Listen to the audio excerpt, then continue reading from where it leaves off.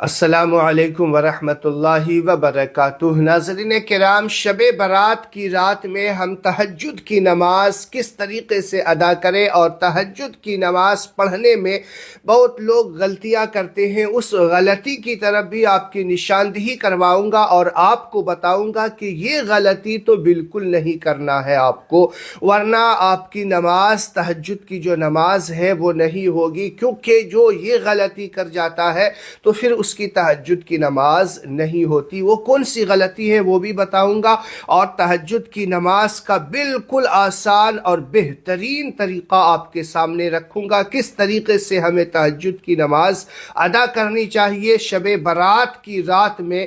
تو آپ لوگ تہجد کی نماز ضرور ادا کریں۔ دیکھیے، میں آپ کو تہجد کی نماز کا جو مطلقاً طریقہ ہے وہ پہلے آپ کو بتا دیتا ہوں، بالکل آسان جو آپ کے سامنے رکھوں گا۔ اگر آپ چاہتے ہیں کہ تہجد کی نماز کے تعلق سے پوری بات جانے، ویڈیو میں بتاتے بتاتے آپ کو کچھ چھوٹے بڑے غلطیوں کی طرف بھی اشارہ کروں گا، اور ایک غلطی جو سب سے بڑی ہے اس طرف بھی اشارہ ضرور کروں گا ویڈیو میں چلتے چلتے۔ آپ سے گزارش ہے کہ ویڈیو پورا واچ کیجئے گا، چینل پہ نئے ہیں تو چینل کو سبسکرائب ضرور کر لیجئے گا۔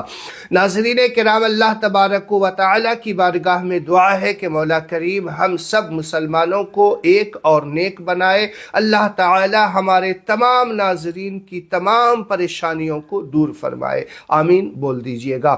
کمنٹ باکس میں لکھنے کے لیے نہیں کہہ رہا، آپ اپنی زبان سے بھی آمین بول سکتے ہیں، دعا میں شامل ہو جائیں گے۔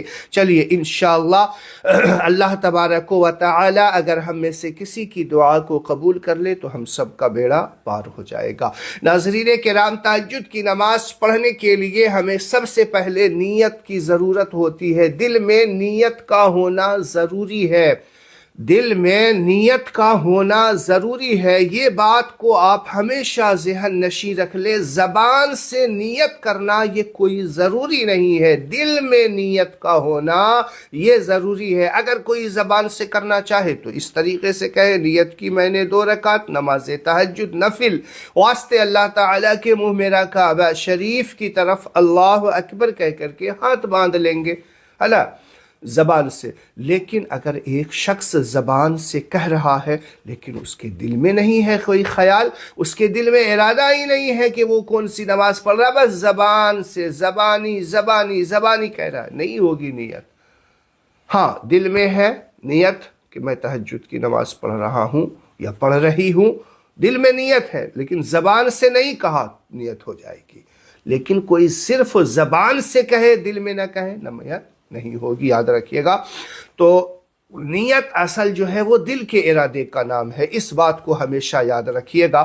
اچھا، تہجد کی نماز، عشاء کی نماز آپ نے پڑھ لی، اس کے بعد سے آپ کی تہجد کی نماز کا وقت شروع ہو گیا ہے، تہجد کی نماز کا وقت شروع ہو گیا ہے۔ ختم کب ہوگا یہ بھی سمجھ لیجئے، ختم جب سحری کا وقت ختم ہوگا، اس سے پہلے آپ تہجد کی نماز کا وقت بھی ختم ہو جائے گا۔ سحری کا وقت ختم ہوا، تہجد کا وقت ختم ہوا، یعنی فجر کا وقت شروع ہوا تو تہجد کا وقت ختم ہو گیا۔ اس بات کو سمجھیے گا کیا کہ عشاء کی نماز پڑھ لی، اس کے بعد سے جو ہے تہجد کا وقت شروع ہو گیا، فجر کا وقت شروع ہونے سے پہلے تک رہتا ہے۔ اچھا، بہت سارے لوگ کہتے ہیں کہ یہ نماز جو ہے نا 12 بجے رات کی نماز ہے، یہ نماز 2 بجے رات کی نماز ہے۔ بھائی، کوئی قید نہیں ہے کہ آپ 12 بجے رات کو اٹھ کر کے ہی پڑھیں، 2 بجے رات میں ہی پڑھیں، کوئی قید نہیں ہے۔ آپ کو جب مناسب ہو آپ تہجد کی نماز پڑھ سکتے ہیں، ٹھیک ہے۔ یہ تہجد کا نام لیتے ہی بہت سارے لوگوں کے ذہن میں صرف یہ آتا ہے کہ رات کے 12 بجے کے بعد والی نماز ہے تہجد۔ بھائی نہیں ہے، آپ 9 بجے 10 بجے 11 بجے جب چاہیں آپ پڑھ سکتے ہیں تہجد کی نماز کو۔ ہاں، یہ جو آخری وقت کے بارے میں بتایا گیا ہے، علماء کرام فرماتے ہیں کہ رات کو آخری وقت میں اللہ تعالی ہر رات میں اپنے شان کے مطابق نزول اجلال فرماتا ہے اور اپنے بندوں کو آواز لگاتا ہے. جب پوری دنیا بستر استراحت پہ پڑی ہو اس وقت اللہ تعالیٰ اپنے بندوں کو آواز لگاتا ہے کہ اب آؤ کوئی میری بارگاہ میں آ کر کے مانگ لو, تمہیں دے دیا جائے گا. جو مانگو گے, دولت مانگو, عزت مانگو, شہرت مانگو گے, سب ملے گا. یہاں تک کہ اللہ تعالیٰ اسے مال و دولت بھی عطا فرمائے گا, اس کے گناہ کو معاف بھی فرما دے گا. اگر کوئی بیمار ہے, بیماری کی دعا, شفا چاہتے ہیں, اللہ سے آ کر مانگو. اس وقت کب؟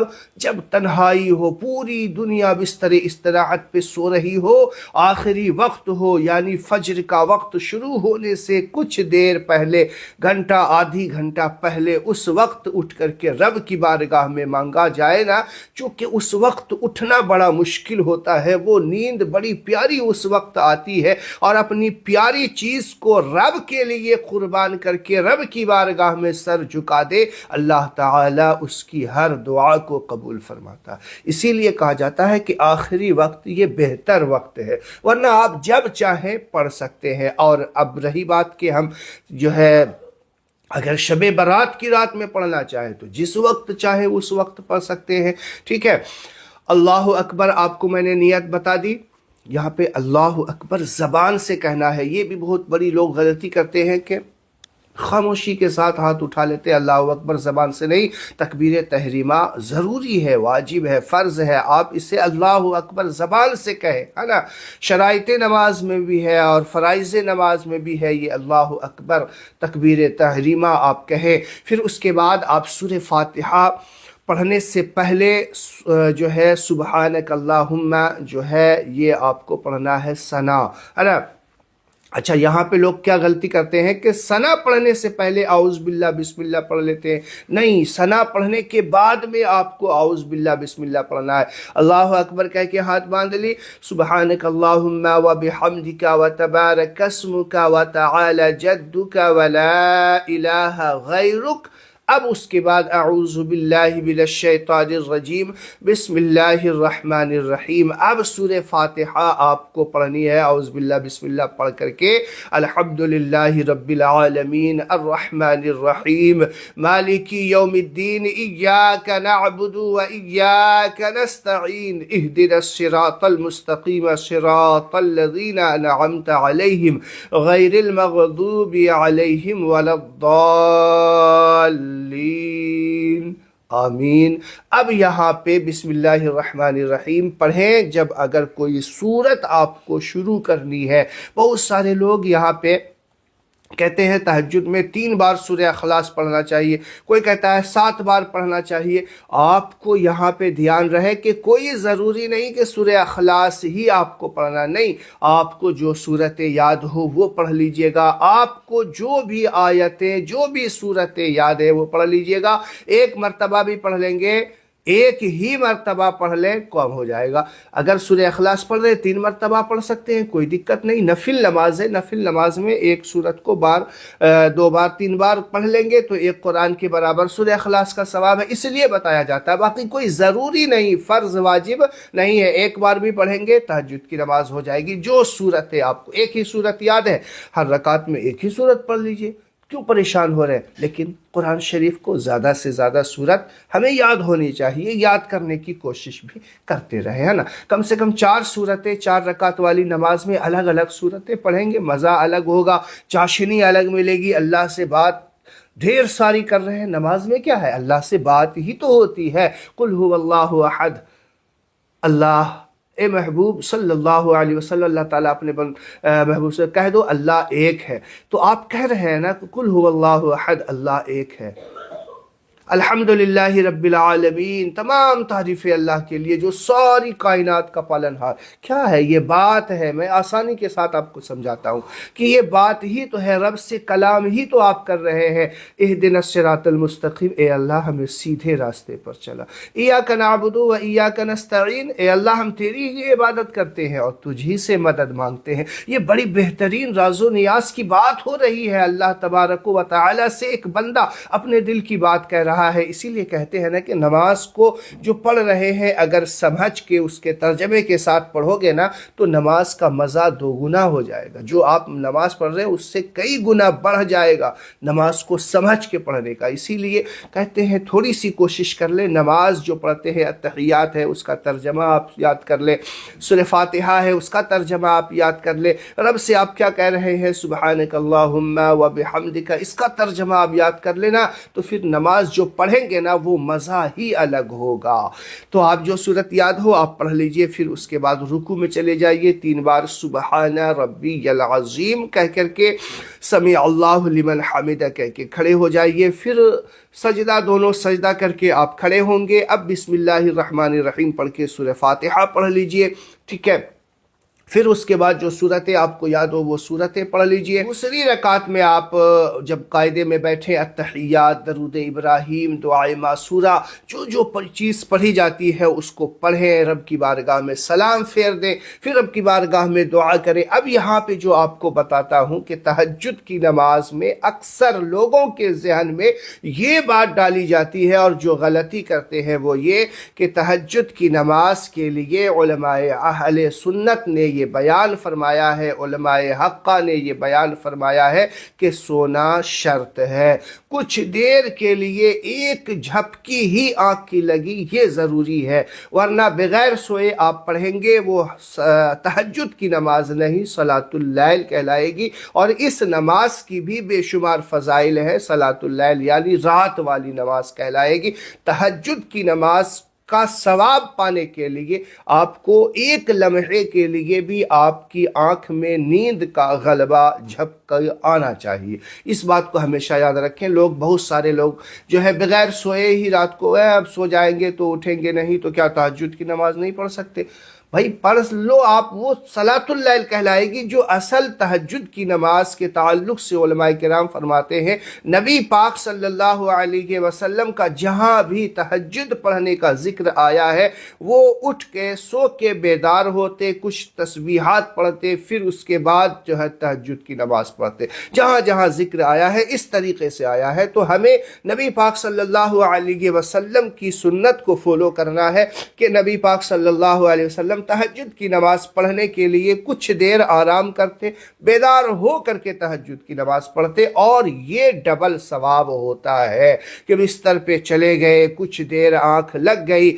اب اللہ کی محبت میں یہ کمال ہے اٹھنا.